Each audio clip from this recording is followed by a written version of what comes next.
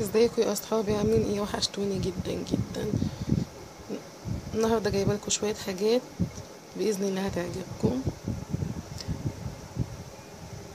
دي حاجاتي اللي انا جبتها.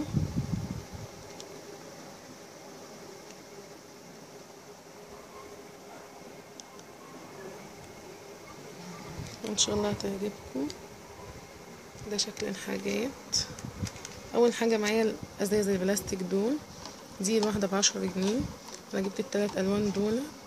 ده شكلهم.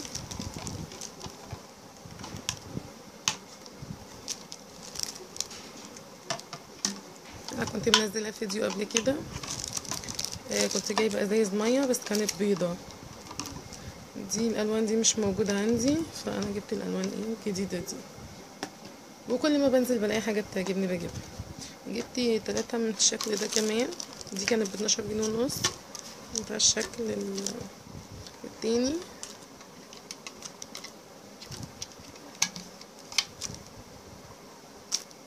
البلاستيك بتاعها كويس جدا. انا جبت 3. الالوان دي الوان جديده شويه مش عندي. جبت الفرشه دي. دي كانت ب7 جنيه ونص. وجبت المقص ده. ده كان ب3 جنيه ونص. جبت القطعات دي. دي الكبيرة دي الصغيرة. دي كانت ب5 جنيه ودي كانت ب3 ونص. جبت الاتنين. جبت دول.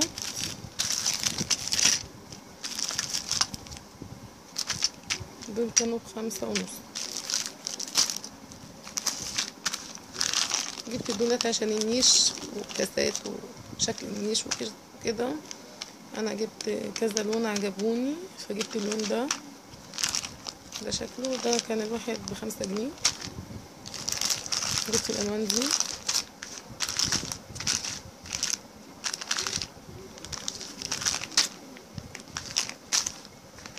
لون البينك ده جميل قوي عجبني.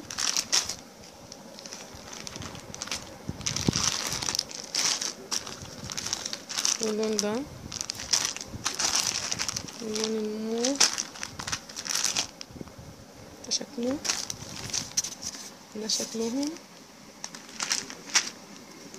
ده اللون ده كمان.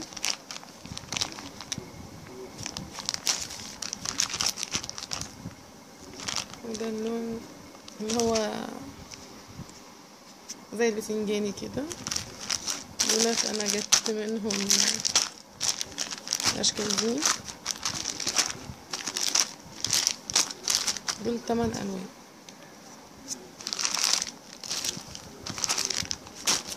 كنت كل ما بنزل بلاقي حاجه تعجبني بجيبها. جبت دي. ده عشان لو عايزه اهرس حاجه. دي كانت ب12 ونص. جبت كوبايه البلاستيك ديت. ده شكلها. دي كانت ب28 6. دول 6. ده شكلهم.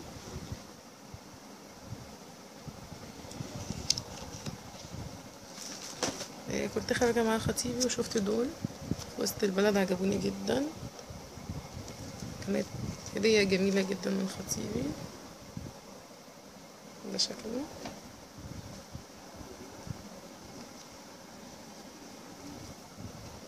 ده الشكل التاني. كانت أجمل هدية جاتلي من خطيبي ربنا يخليهولي. جابلي الاتنين دول.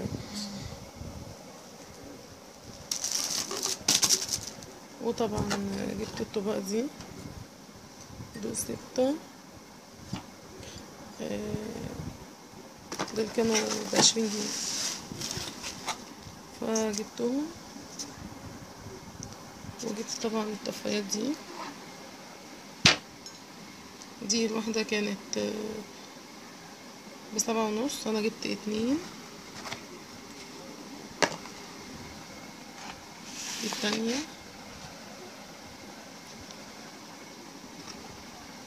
ودي 6 أطباق، دي العلبة 6 أطباق هنا. دي كانت ب20 جنيه وإن شاء الله تعجبكم. حاجات بسيطة ومش غالية، وإن شاء الله تبقى حاجات كويسة وما